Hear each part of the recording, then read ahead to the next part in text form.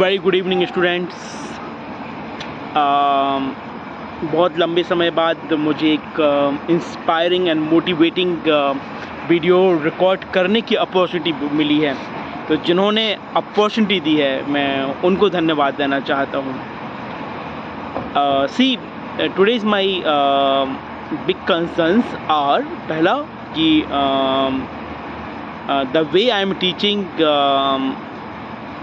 I do not know you like or not like, but I assure you once again कि मैं और मेहनत करूँगा। And secondly thing that I need your cooperations।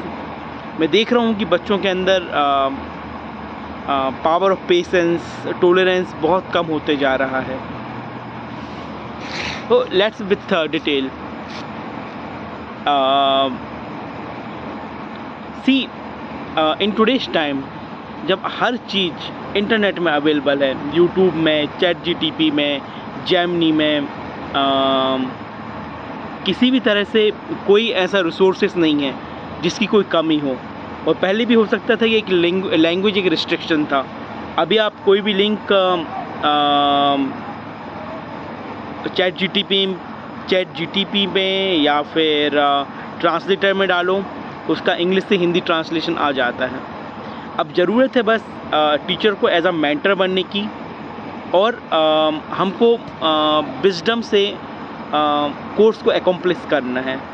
I think ये जो as है वो नॉलेज की एज नहीं है, ये एज है आईटी की और टेक्नोलॉजी की, कि हम कैसे टेक्नोलॉजी का यूज करें और अपने गोल को एकम्प्लिश करें, राइट। और यह थोड़े बहुत रूल्स रेगुलेशंस ज़रूरी हैं, और वो इस कारण भी ज़रूरी हैं ताकि हमारा जो एक ट्रेडिशन रहा है, गुरु शिष्य परंपरा, उसको हम फॉलो करें। दो I personally believe I am very friendly, और मैं फ्रेंडली इस कारण हूँ क्योंकि मैं बिलीव करता हूँ कि the life you people are living I have also lived in the same way. So I always try to be very very friendly. आप मुझसे बोलो कि मेरे साथ डिनर करना है, लंच करना है, ब्रेकफास्ट करना है, I am always ready to go with you, I am always be with you. It is my opportunity कि मैं कुछ इनपुट दे सकूं ताकि हमारे बीच में फ्रेंडशिप बढ़े, राइट। मैं बहुत बड़ी बड़ी मिस्टेकों को इग्नोर कर देता हूँ, सहन कर लेता हूँ, और वो मेरा प्रोफेशन भी है, क्योंकि टीचिंग में सिखाया भी जाता है कि आपको बहुत बहुत बहुत हम्बल होना है। रही बात नॉलेज की, तो कुछ सब्जेक्ट जिसमें मैं मास्टर्स हूँ, जिसमें मेरा इंटरेस्ट है, really I put my great effort. Even कई बार तो ऐसा हो जाता था कि मैं सुबह उठ के 3-3 बजे से उनको पढ़ता था, तैयारी करता था, and in the day I found there is no students, but yeah, few subjects which has been given me a new responsibility, so I clearly said that we will work together, right? So I think we are going on a right way, right path.